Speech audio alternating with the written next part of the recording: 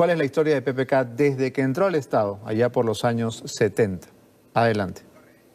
Mi papá me diría, ni pienses estar en la política en el Perú. Es una porquería, eso es lo que él me diría. Pongamos algunas cosas en claro. Westfield Capital es una empresa personal del presidente Pedro Pablo Kuczynski y que entre noviembre del 2004 y diciembre del 2007 recibió pagos de Odebrecht por más de $782.000. En ese lapso, PPK fue ministro de Economía, presidente de Proinversión y primer ministro en el gobierno de Alejandro Toledo, hoy prófugo de la justicia acusado de recibir $20 millones de Odebrecht. Paralelamente, First Capital es una compañía que se dedica a hacer asesoría financiera y cuyo principal propietario es el chileno Gerardo Sepúlveda, amigo y socio de Kuczynski. First Capital empezó a hacerle trabajos de asesoría a Odebrecht en abril del 2006. ¿Saben cuánto dinero ha recibido First Capital de Odebrecht en estos años? $4.043.000. Un detallito más. ¿Saben dónde quedan las oficinas principales de Westfield Capital y de First Capital? Exactamente en el mismo lugar. El edificio ubicado en South Bayshore Drive 2665, en el exclusivo barrio de Coconut Grove en Miami, Florida. A esas dos empresas, Odebrecht les pagó un poco más de $4.826.000. Por lo menos es lo que sabemos hasta ahora. ¿Es necesario decir más? Me han contratado para H2 Olmos, que es el proyecto de riego en anhelo de los lambayecanos. Me han contratado para esta empresa de Calpa en Chilca. Y yo no era ministro, yo era un privado que se gana la vida como lo he hecho durante mi carrera. ¿Qué te saca de quicio? ¿Qué puede sacarte de quicio? ¿Qué te puede llevar a un golpe? Yo creo que cuando la gente miente descaradamente, ¿no? Pedro Pablo Kuczynski nació en la antigua clínica Honorio Delgado en la avenida Angamos en Lima, el 3 de octubre de 1938. Es hijo de un doctor polaco-alemán y de una maestra y artista francesa, y siempre ha tenido una vida holgada, incluso desde que vivía en Iquitos. Terminó sus estudios secundarios en Inglaterra y estudió música en el Conservatorio de Suiza y también en el Royal College of Music en Londres. Estudió en la Universidad de Oxford en Inglaterra y luego en la de Princeton en Estados Unidos, y a los 22 años entró a trabajar en el Banco Mundial. En 1966, durante el primer gobierno de Belaúnde, fue convocado para trabajar en el Banco Central de Reserva del Perú. Cuando el general Juan Velasco Alvarado tomó el poder en octubre de 1968, PPK ya era gerente general del banco. Acaba de promulgar el decreto ley que ordena la inmediata expropiación de todo el complejo industrial de la Breitbariña. Fue por aquellos días que a PPK se le vinculó con un mega escándalo político: la desaparición de la página 11 del contrato entre el Estado peruano y la compañía estadounidense International Petroleum Company. Nunca se probó su vinculación directa con la desaparición de ese documento. Sin embargo, igual tuvo que huir a pie por la frontera norte porque el gobierno militar ordenó su captura. Él era funcionario del Banco Central de Reserva en la época de Velasco Alvarado, y cuando la IPC, la International Petroleum Company, fue expropiada por el gobierno de Velasco, él vio la forma de que se transfirieran, no me acuerdo la cantidad exacta, 20 o 30 millones de dólares a la IPC, cosa que era absolutamente irregular. Claro. Y se fugó del país. Y ahí era un perseguido, ¿no? Claro, se fugó del país porque este era un acto ilegal. Claro. Nosotros podemos discrepar con lo que hizo Velasco, pero ya el dinero no era de la IPC. Y él lo remesó afuera y ahí inició su carrera internacional. Kuczynski siempre cayó bien parado. Se fue a recorrer el mundo y a hacer fortuna en diversos proyectos financieros. Y en 1979 fue nuevamente convocado por Fernando Belaúnde para que sea ministro de Energía y Minas en su segundo gobierno. Y fue allí que nuevamente su nombre se relacionó con otro escándalo político: la firma de la Ley 2323-1, que permitió que empresas petroleras norteamericanas como la Occidental Petroleum Corporation, la OXY, dejaran de pagar casi 500 millones de dólares en impuestos al Estado peruano.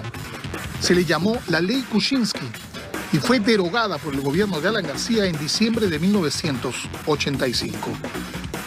Tras dejar el poder, en los años 90 Kuczynski se dedicó a ofrecer maestrías a influyentes ejecutivos y poderosas empresas. Hizo muchos lobbies y trabajó en el directorio de importantes bancos extranjeros y compañías como COSAPI, experta en ingeniería, minería y construcción. En 1996 fue nombrado director de COSAPI, empresa que al año siguiente formó parte del consorcio de 3 compañías del mismo rubro: la estadounidense Bechtel, COSAPI y, oh sorpresa, la brasileña Odebrecht.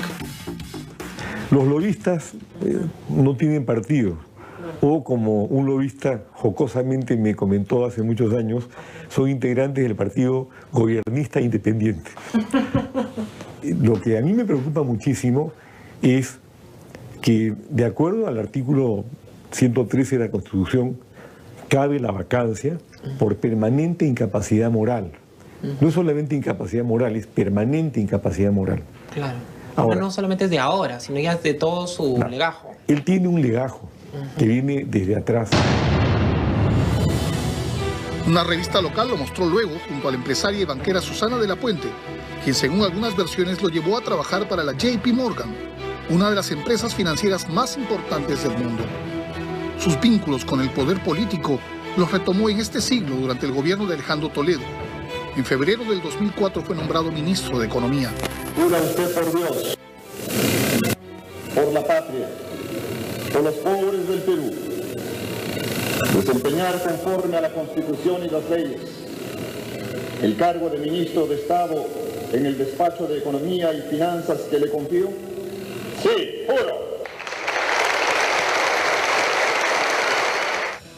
También formó empresas de consultorías financieras como la Asociación Empresarial para el Desarrollo Rural, cuyo uno de sus directores, como revelamos esta misma semana, fue el mismísimo Jorge Barata, el representante legal de Odebrecht en el Perú. Difícil saber cuál es la fortuna personal de Pedro Pablo Kuczynski, aunque hace un tiempo le dijo a Beto Ortiz en una entrevista que tenía por lo menos más de 5 millones de dólares en su cuenta personal. Pedro Pablo, ¿supera tu fortuna los 5 millones de dólares? Sí. Y si seguimos recordando, no olvidemos que la ex primera dama Elian Karp le dijo a través de una red social: PPK, no me hagas hablar. ¡Qué vergüenza, PPK! Tú que tantos negocios y lobbies has hecho, no me hagas hablar, porque yo sé lo que hiciste la última vez.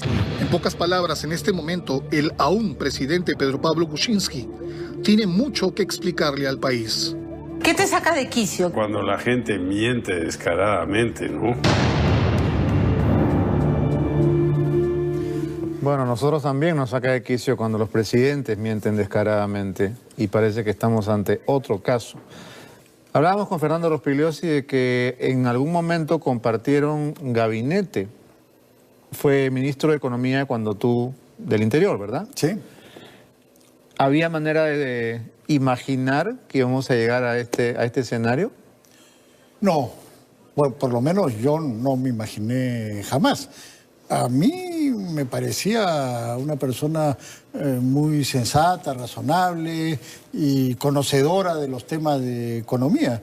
Y era un moderado, contrariamente a lo que se decía, que era un extremista, neoliberal y esas cosas.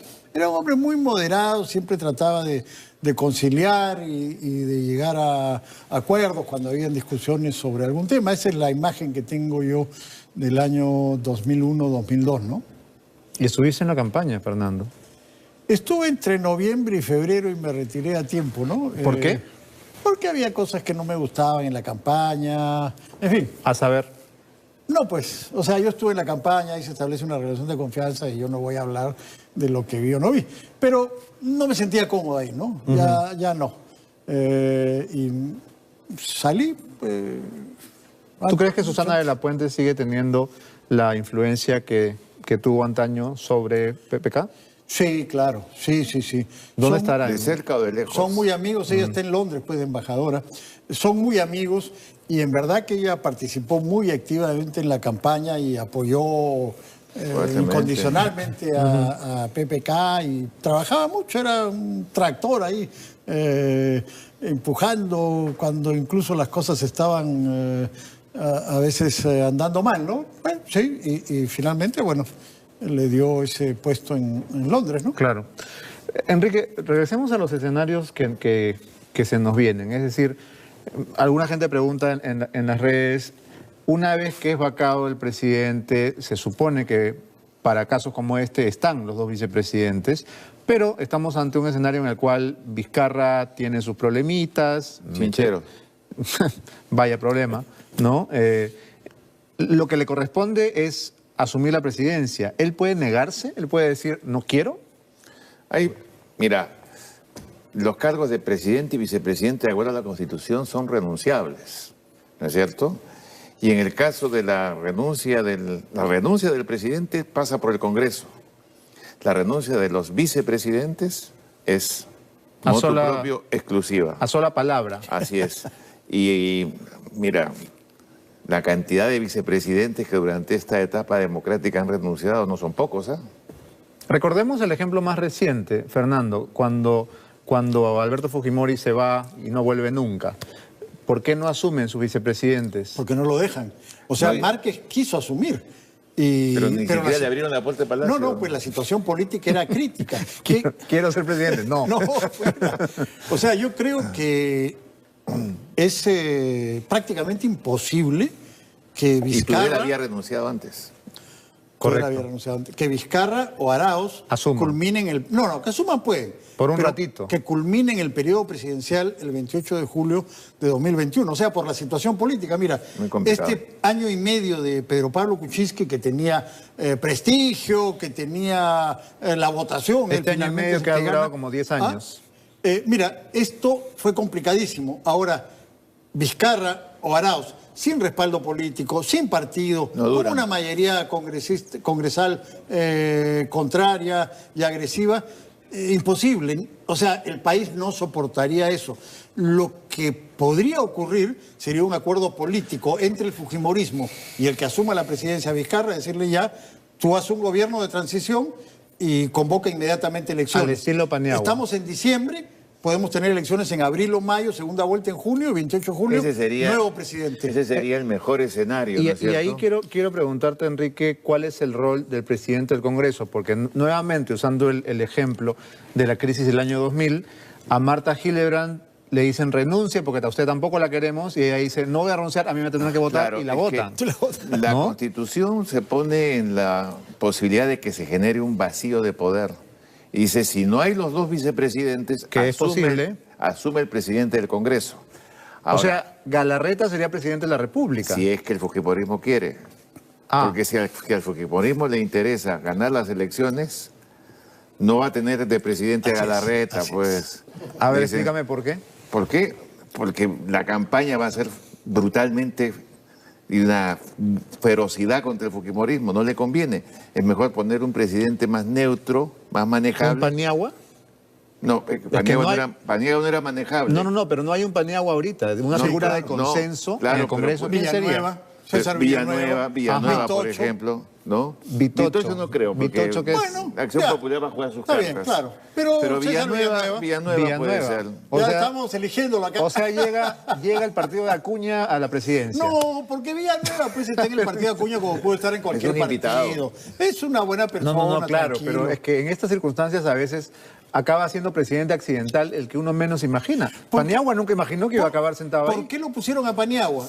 Porque no tenía un partido fuerte, había entrado con una votación bajísima y no era una amenaza para nadie. Ojo, en ese momento discutieron. Ferrero quería ser presidente del Congreso y se iba a convertir en presidente de la República. Pero Toledo no quería porque no le convenía. En el año 2004, cuando Alan quiere derrocar a Toledo, ¿a quién impulsa la presidencia del Congreso? Cuando quiere vacarlo. Claro, pone a Antero Flores. O sea, no pone a ningún aprista, no le convenía. Entonces... si llegara a ocurrir eso, tendrían que hacer que renuncie a Galarreta, estoy de acuerdo con Enrique, y poner a alguien como Villanueva. De presidente del Congreso. De presidente del Congreso que se convierte en presidente de la República. Se convierte en presidente de la República. A menos que ocurra lo más razonable para todos, que lleguen a un acuerdo con Vizcarra y Vizcarra diga ya, yo gobierno 6 meses y hacemos elecciones. Esa sería la en mejor abril. solución. Claro. Esa sería la mejor Última solución. para irnos al corte rápidamente. ¿Qué pasa con los ministros? ¿Se van todos? Depende del presidente. Sí. Vamos a ver. Si el presidente se queda, va a tener que reestructurar de todas maneras su gabinete.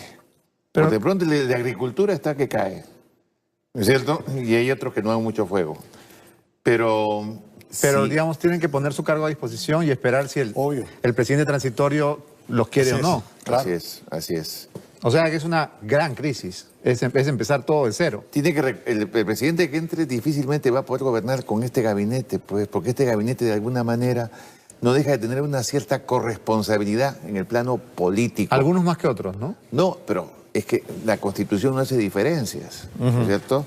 Tal vez uno de los problemas del presidente Kuczynski de confirmarse todo esto es que él también engañó a sus ministros. Y si algunos ministros lo sabía, debió dar un paso al costado y no lo dio.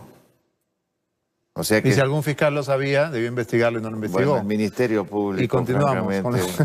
Tenemos que hacer una pausa. su línea histórica. Vamos a seguir conversando luego de los mensajes. No se vayan, Efecto Saber. ¿Ya escucharon el nuevo villancico de Dimitri? Dicen que ahora la Navidad